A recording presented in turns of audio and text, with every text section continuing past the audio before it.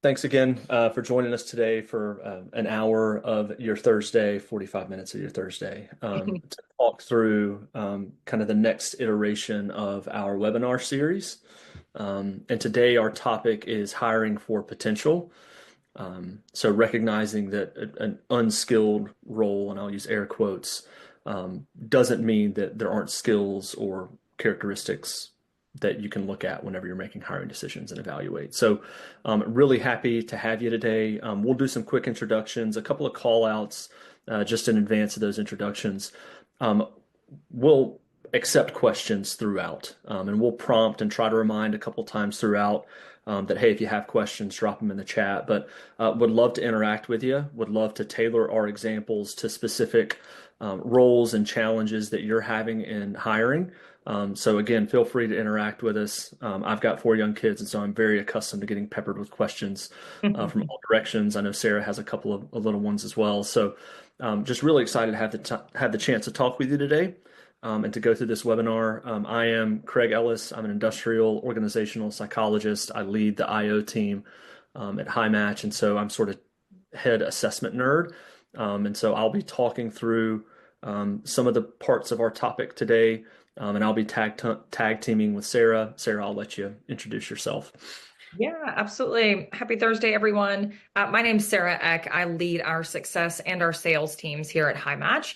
So I sit on the front and back end of the conversations that we have every day with our clients and the challenges that they're seeing. So hopefully I can bring a little bit of perspective to the beginning of the conversation and then tie it together in the end for you.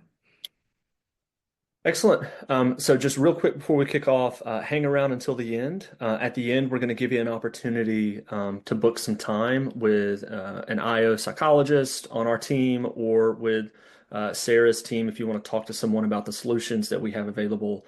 Ultimately, we just want you to have a resource if you hear something that we talk about today that resonates and that you would like to continue the conversation around. So again, thank you so much for joining us for our webinar on hiring for potential and recognizing that filling unskilled roles doesn't mean that there aren't critical data points that you can look at. So I'll advance us here and again, ask questions throughout, and I'll let Sarah get us started. Awesome. Thank you, Craig. Of course.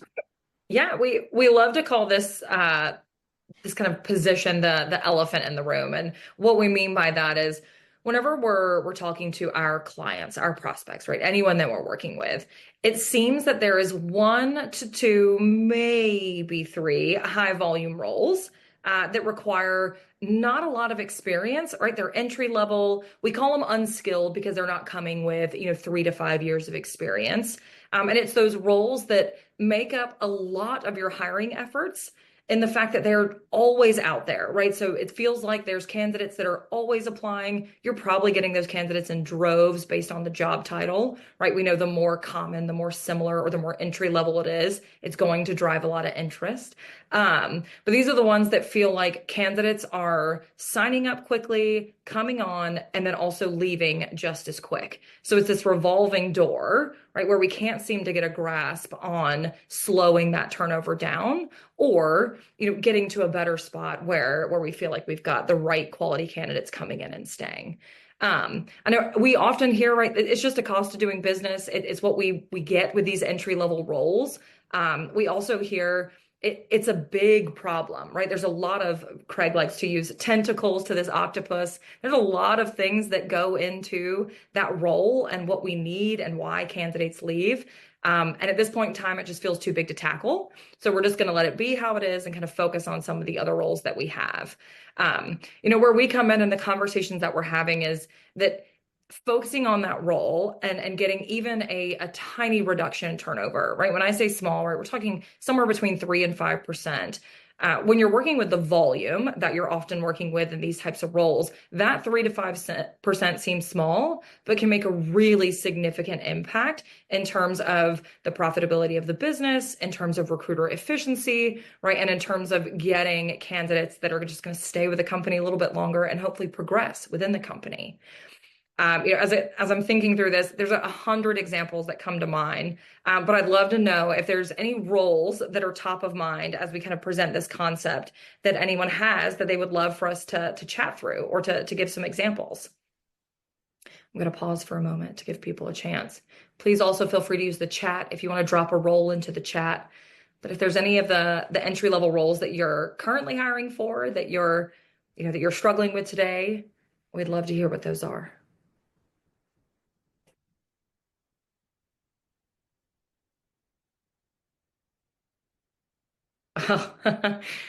So someone dropped into the chat, production workers. We hear this so consistently, and I'm sure if there's anyone on the call that is dealing with this type of role, as you can imagine, right? There's a lot of pieces that go into what makes someone successful, but it's often not that they have that production experience, as you've got this resume in front of you that, for all intents and purposes, looks like it can't fit. However, they could hold these innate traits. They could be someone that really is detail and process oriented, right? Someone that is innately reliable, which is what you need, but that's not coming through on a resume. We hear that one all of the time. This is a great topic for that. I see merchandisers. Yes, right. And they're probably applying from every field. These are, I can imagine, also probably coming out of high school. They're in college, right? You've got these younger workers. Great example of where, and Craig, you can probably jump into, I'm sure attention to detail, definitely reliable, right? You're looking for some of those innate behaviors where you can teach how to merchandise, right? But you're looking for someone that can really effectively take in that training, and then put it to use on the floor. Oh, someone said bus drivers. We're actually working on a Yeah. driver project right now as well. That's a great one where I think people take that on, as a change, as a part-time, maybe as they're getting into their career, maybe as they're retiring out of it. But I know the driver project we're working on is one that's solely focused on safety, right? And then someone's ability to really take on the training, I think, which is a common theme here. Yeah. Craig, I'll let you comment on those for a Yeah, moment. and I think again, I know in the transportation space, bus drivers, whether it's, for a local government or charter or, like in my kids' case, school bus drivers, right? That there are also some characteristics that tend to be important for distinguishing the folks who stay from the folks who don't. Things like resilience and stress tolerance, right? I mean, they're working in an environment that can be stressful, whether it's traffic. They're also working in an environment where the customer might create stress for the bus driver from time to time, or the volume of customers. And so you've got this intersection of, task related stress as well as customer related stress. And all of those things can create, discomfort and emotional challenges for the folks who are driving. And so oftentimes some of those challenges are the things that drive early turnover, for folks who might be looking to, get into an entry level position and not really understanding the challenges and the requirements of someone in that role. They accept the job, they think they're cut out for it, and then they get in, and it's they quickly realize that it's more than they signed up for or bargained for. So, yeah, thank you so much for your participation. I think those are Yeah. the exact kind of roles where it can feel like a revolving door. It can feel like it's too big of a problem or too consistent of a problem to try to devise a solution for. And just know that this is very common, and that there are strategies that you can take, and we're going to get into those throughout. And so, just to advance us here, and again, if you think of positions or you start to feel a little more confident and you want to share, feel free to drop those in the chat throughout, and we'll certainly keep track of them. And I think the biggest challenge, at least this is true for me when I was writing papers in college, and probably for you in dealing with this problem, is like, well, how do I get started? Like, how do I start to design a framework for a solution? And I think it always starts with understanding what the challenges are. Like, what are the problems that are created by these high volume, high turnover type roles? And I think when you think about recruiters, what they would say is, well, we got to fill two jobs. We've got to fill two seats on the bus, so to speak, no pun intended. And we've got 100, 150 applicants sometimes. And so the constant flow of candidates makes it really difficult to evaluate candidate quality, to give all candidates, a thorough review. And so typically what happens is recruiters go in and they're looking for a line or two on a resume, or a previous, driving experience or retail experience. And if they see that line or two that they tend to look for, good enough, we'll advance them in the process. And so what happens is you tend to prioritize candidates who apply earliest, even though they might not be a good fit. And the reason that you do that is because the candidate overload, candidate volume is so high. And that issue is exacerbated by the fact that recruiters are pressed for time. Hiring managers are pressing on them to fill these jobs. Hiring managers are pressed for time and don't have time to do thorough interviews or thorough candidate evaluations. And so now the revolving door issue is exacerbated by the fact that the best candidates aren't the ones who are advancing in the process all the time. And the reason that the best candidates aren't always the ones advancing in the process is because the data points that are used to make that decision, who do we move forward in the process versus who do we, delay in the process, the ones who are moving forward are based upon lines in a resume, specific experience with a prior organization, or they align with the schedule, or they're available immediately. And what we know is that those data points aren't typically the most reliable in distinguishing the individuals who are likely to be successful from the individuals who might struggle. And so, these issues just tend to create this cycle where high volume of candidates, limited time for review, looking at the wrong things, and all of those issues cause this revolving door position to remain a revolving door position.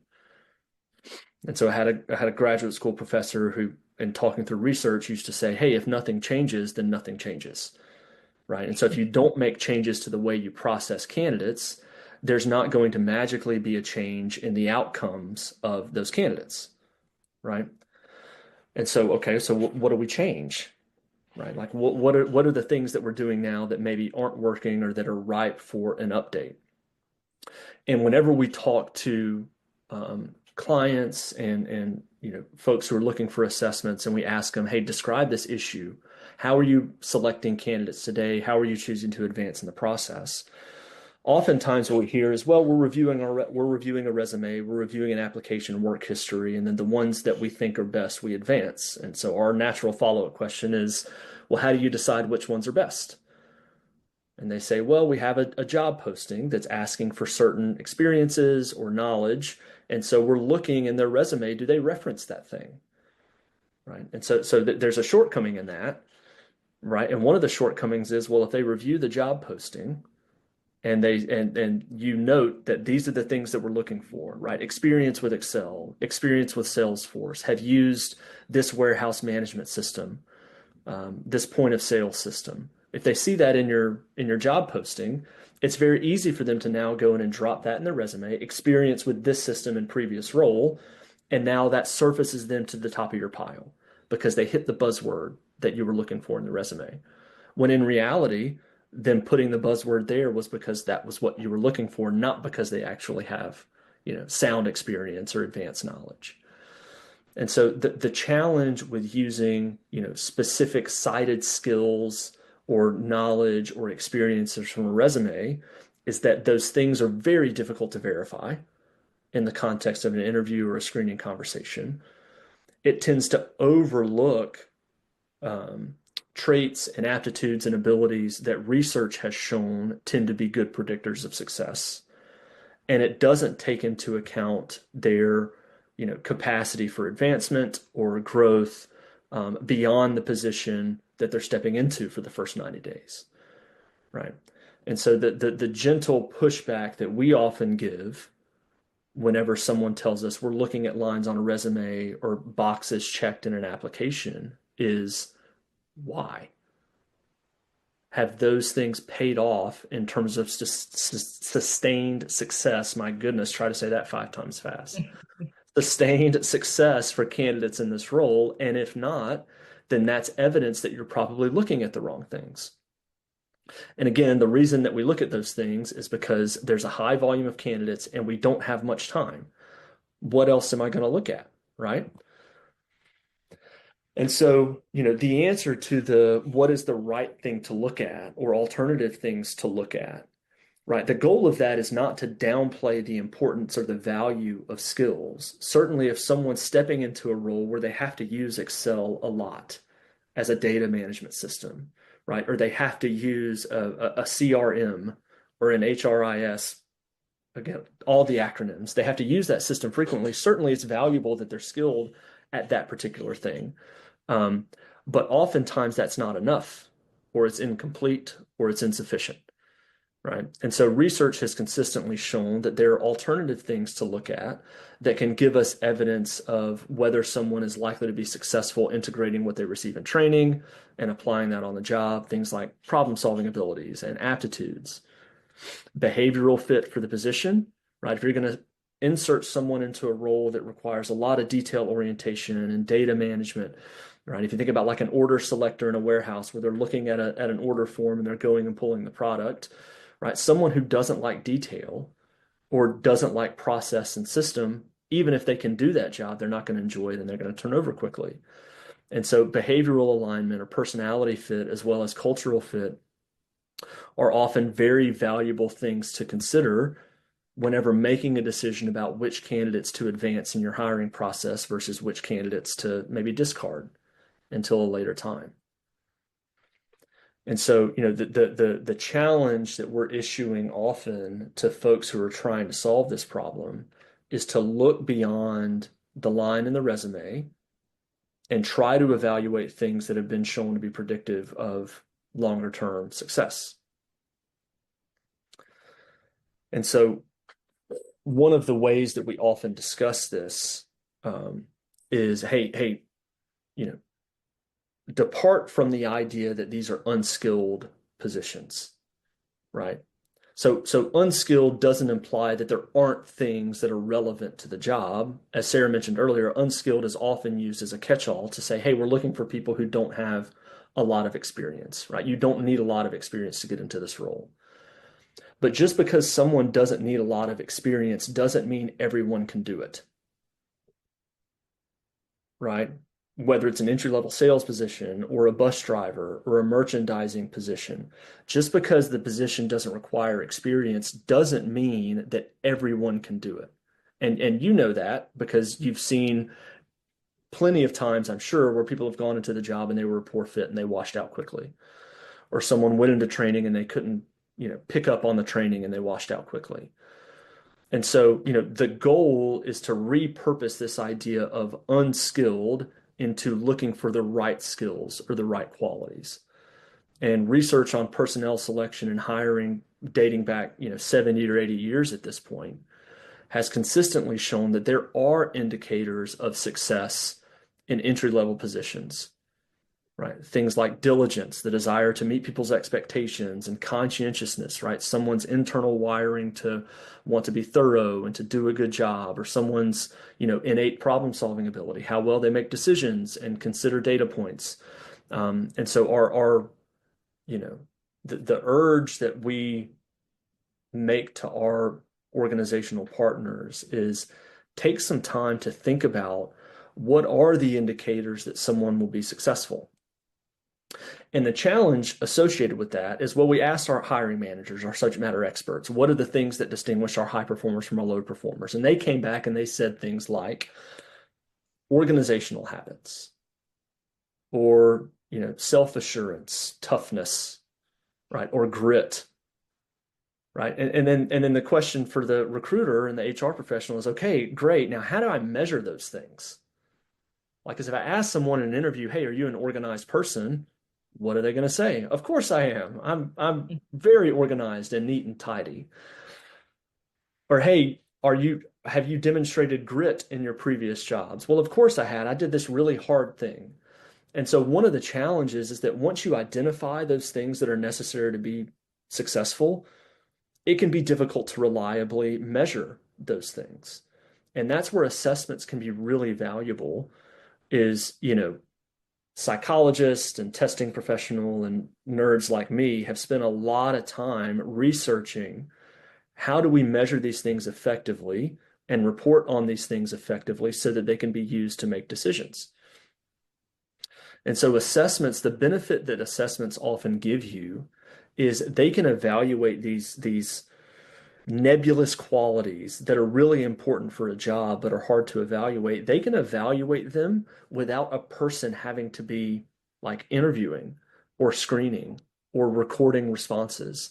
And the other benefit is that when you use assessments, now all candidates, regardless of which recruiter they're assigned to or which hiring manager they end up being interviewed, all candidates are evaluated on the same standard.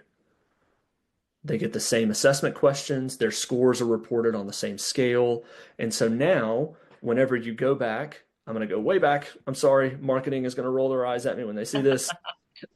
Now, when you go back and you've got this large volume of candidates and you've got recruiters who are pressed for time, and so you go back and you look in your assessment portal or your applicant tracking system and you see your 125 to 150 candidates who applied for this job.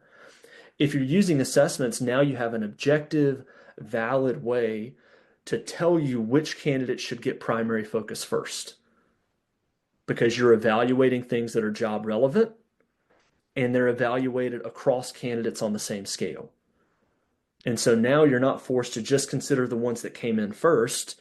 Now you can look at all candidates who have gotten to this point in the process where they've completed your assessment, and you can make an objective decision, an informed decision about which ones to advance because they align with key job criteria.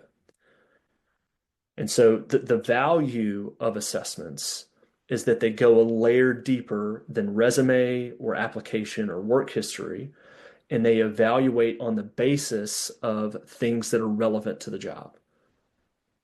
And that over the course of decades now have been shown to be predictive of important job outcomes like retention and job performance and quality of hire. Not to mention that they can be done independent of a recruiter having to, screen people at this step. And so it saves time, it gives you data, and it gives you a way to effectively work through that high volume of candidates. And so I don't want to spend a ton of time here because I don't want to make a plug for the profession of IO psychology. I'm pretty biased towards it if you can't tell, but there's a way to do this, right? Like there's a field of professionals who have dedicated their life's work to defining how to do this. And it always starts with understanding the job, defining the job, gathering resources related to the job. We would call it a job analysis. Ultimately, it's what would the subject matter experts say are the critical things that distinguish high performers from low performers? I'm going to pause there for a second. And the reason I want to pause there is because I want you to think about this. So if you went and talked to your hiring managers, your subject matter experts, your operations folks about the things that distinguish your high performers from low performers in your problem job, and you probably have asked this question, what would they say? Like, think about it. If you've got a notepad, write it down. If you asked your hiring managers, what are the things that distinguish the high performers from the low performers? What would they say? I'm going to pause, stop talking for a minute.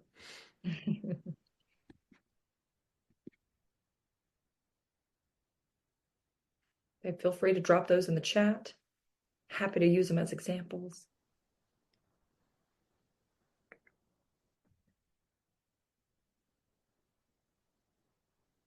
I'd make a wager. And the wager is that the things that they're saying are not. Our high performers are really good at operating our point of sale system. Our high performers have a knack for this specific type of machine. Our high performers demonstrate really high proficiency with our CRM software. I bet what they're going to say is our high performers are really good at solving problems. Our high performers are self-motivated. Our high performers are very thorough and organized in the way that they operate. Right? Those are the things that your internal subject matter experts are likely going to respond to your question with. And so now your challenge as the HR professional or recruiter or leader is to now take what they said and devise a strategy that gives you data on those things from your candidates so that you can serve up candidates who are like their high performers, right? And so once we understand the job, IO psychologists, assessment experts oftentimes design an assessment to measure those things, deliver it to incumbents in the role, gather data about within the assessment, the things that distinguish your top performers, your high performers from the folks who are coming up a bit short, package the assessment around those things, and then drop the assessment at the appropriate point in your hiring process so that it's giving you the right data when you need it, so that you're making informed decisions about which candidates to advance in the hiring process and which candidates not to. And that decision is based on what your subject matter experts told you are important in the role. And so oftentimes we're encouraging, organizations and client partners to lean on, our assessment experts or industrial organizational psychologists to guide them through this process because it can feel like a lot. Again, there's an established system and body of knowledge for how to do this well. And so, lean on an expert. Right? There are people out there who have dedicated themselves to doing really well with this. And so, and I'll pass to Sarah here in just a moment, but I think one of the really important call outs is what your subject matter experts say is important is going to be different than what the subject matter experts at one of your competitors would say is important. And that difference means that the kinds of things that you need to assess are probably different than the kinds of things that others hiring the same job would need to assess, right? And so what that means is that an assessment solution, if it's going to work well or optimally, probably needs to be designed with your role in mind and your organization in mind, right? And so we often field questions, from HR professionals and clients about, well, should I go with off the shelf? Should I have something custom built? Should I have it personalized? And I think oftentimes that answer is driven by, well, is the kind of candidate who's successful at your organization in this job different from the kind of candidate who's successful at your competitor in this same job? And almost all the time, the answer is yes, it's not the same person, right? And if it's not the same person, therefore the assessment solution should probably be a bit different. Yeah. You can hang here for a minute, Craig. Yeah, I'll pass to you. Yeah, no, you're good. I say I love, definitely as someone that has these conversations, Craig has these all of the time, right? Our team is consistently having these. I just want to kind of bring it full circle. And when someone brings a role to us, right, and they're saying, this is just one that we cannot grasp in terms of the turnover, or like we cannot get a hold of it. And I'm sure that you guys have seen this too. I know I was having a conversation earlier this week, and their turnover for one of their servers in a restaurant, it was something like 125%, right? It's like within a year, they turn over all of the servers and they're starting with a quarter of them kind of fresh. And we always want to talk about, we're happy to tackle that with you, right? We know that if you could have even 10% of your servers that stayed, it would make a big difference. But I'd want to hone in on Craig's point, where I think this is where defining what success looks like for you in that entry-level role and what makes someone more likely to stay past that 90 days, past that, 120 days, whatever it may be, is so critical to have. I'm sure a bus driver for an elementary school looks the same in terms of a job description as the bus driver for the city of Atlanta, though that is wildly different in terms of the individual that you want driving your kids versus driving you to, the store. We have this conversation too. I know you said merchandisers, right? If you are, we live in the South, both Craig and I do, right? And so we have grocery store options like everyone does, but two of our big ones are Publix and Kroger. I am a Kroger shopper. I have no shade against the Publix shoppers. They're both hiring stockers and cashiers and customer service. And though they are exactly the same, that role within a grocery store, no experience required, will tell you how to do everything. It is a wildly different person that you're encountering at each of those establishments. And so this is where it can be critical to kind of acknowledge your nuances, acknowledge where you're unique, and then take that into account as you start to understand what exactly do we need out of that entry-level role that's maybe not experientially related, and how can we start to identify that from within our candidates. I'll let you move forward, Craig. All of that, Craig was saying no shameless plug for IOs. I will shameless plug. This is what we live and breathe, right? Assessment science is our life.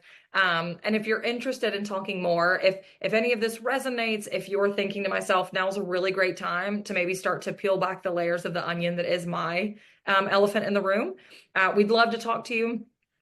Our whole approach is to measure what matters. It is a very personalized approach.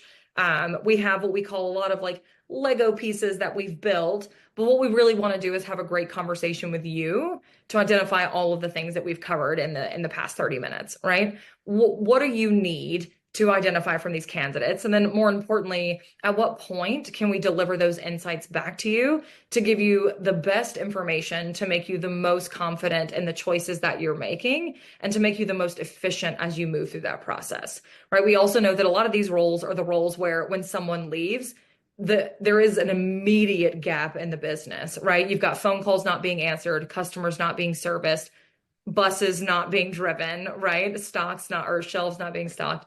So it's a really big deal to make sure that we are very effective and very quick in the way that we identify who's going to be best to take on that open role. So something that we're happy to talk about. I think if you'll move forward one more time, Craig, sorry. Craig mentioned earlier, the way that we do this is with IO Psychologist. So you're not getting Success Sarah that jumps on the call and tries to really dive into your frustration or your problem. We've got assessment experts. They're happy to talk to you off the back of this. If that's where you're at in the process, you just want to pick someone's brain in terms of how they would approach what's going on.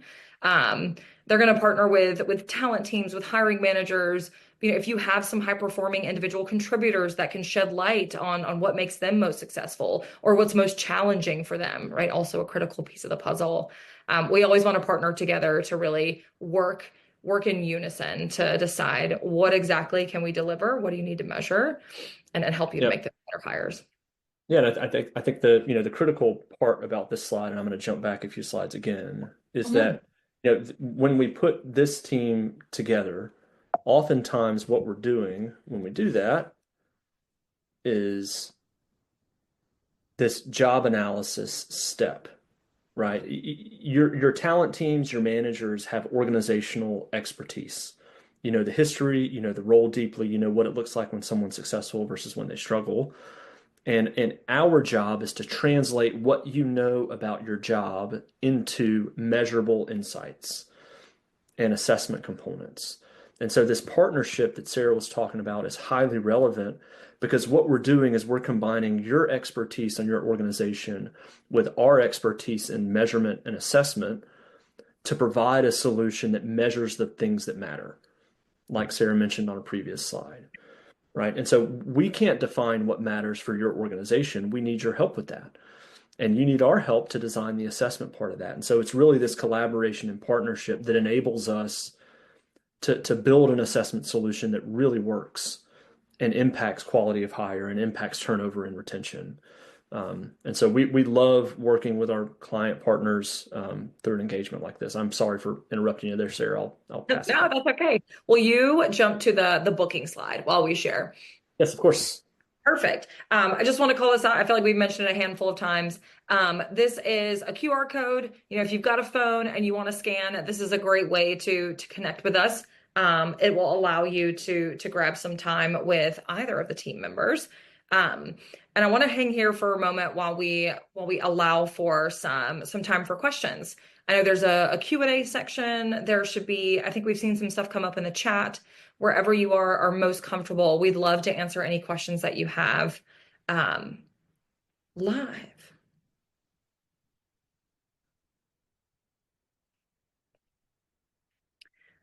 So Craig, a question. How do I balance focusing on soft skills with technical skills in the hiring process? Yeah, I mean, I think the first answer to that question is there's no rule that you can only evaluate one or the other, right? And I think that's, the way that we think about it is if both are relevant to success in the role, then both should be evaluated and measured. Now, oftentimes your hiring managers who are managing these employees are very well equipped to evaluate technical skill or job knowledge in the context of an interview. or in a conversation about their work history and what they've had exposure to, and whether they've used a certain software and how they've used it, right? Oftentimes your field managers are very well equipped to evaluate that. The soft skills are a little more difficult to evaluate in the context of a conversation because, again, if you ask someone, whether they're empathetic or whether they're organized or whether they're detail oriented, they know what they're supposed to say to that question.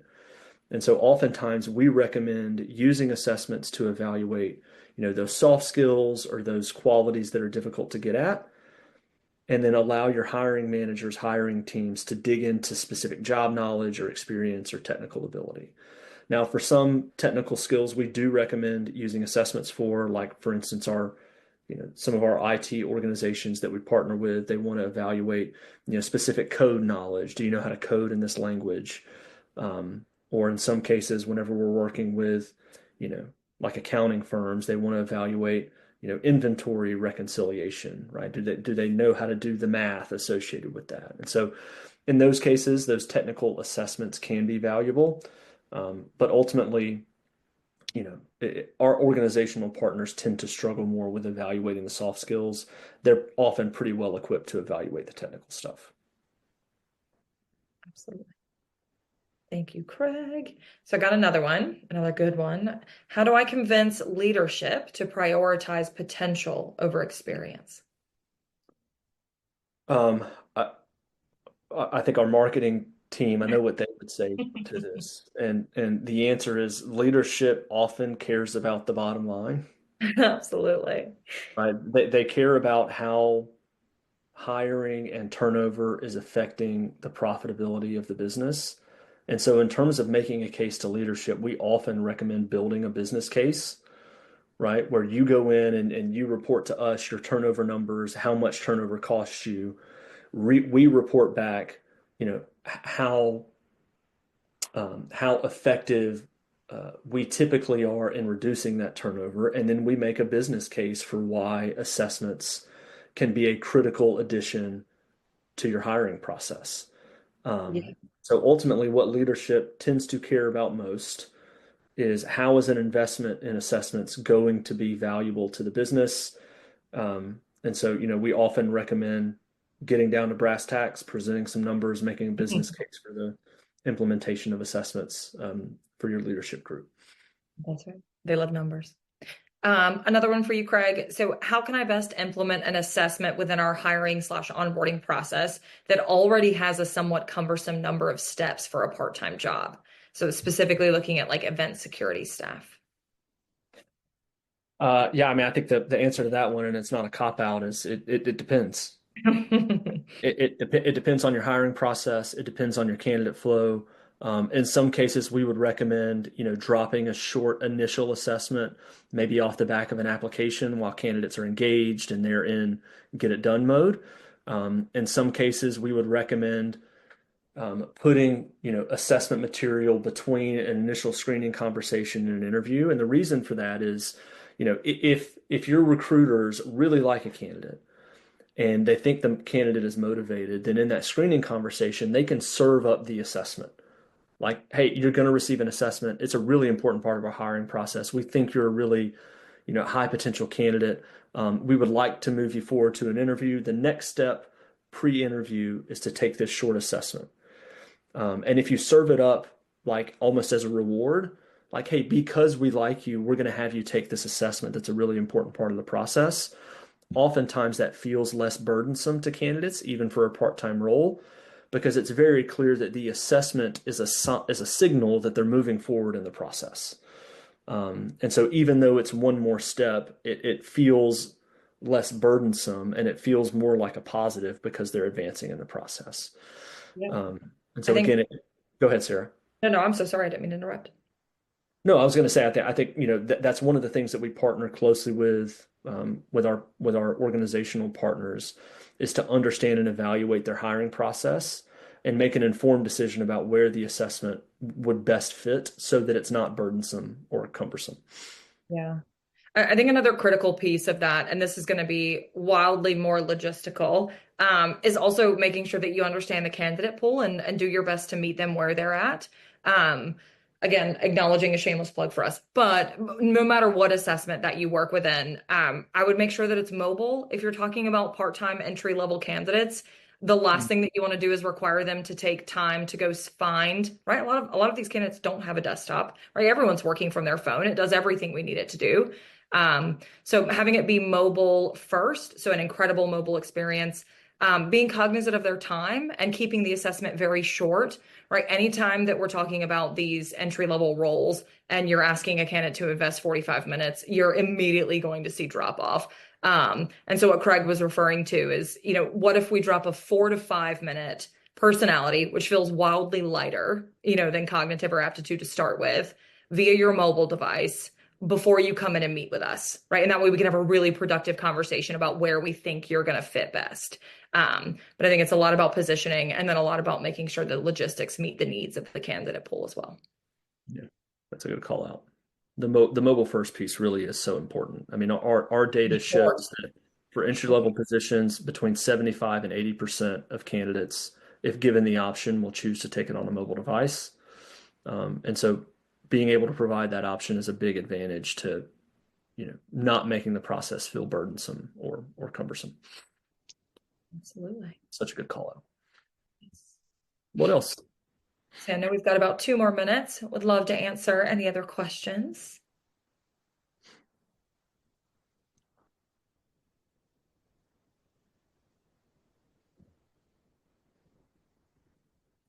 I do want to call out while we're waiting, the oh my gosh, I just blanked completely. The slides that we've covered today, as well as a recording of the webinar, is going to be sent to everyone. Our team's incredible about getting that out. And so that will also give you an opportunity to book some time with the team if you're interested. So definitely grab that there. I know we've got about a minute left, and it looks like one last question came in, so I'll pose it and we can wrap up with that. So we've got a question. What's the biggest mistake that companies make focusing on soft skills? Yeah, I can take that one. It's focusing on the wrong ones.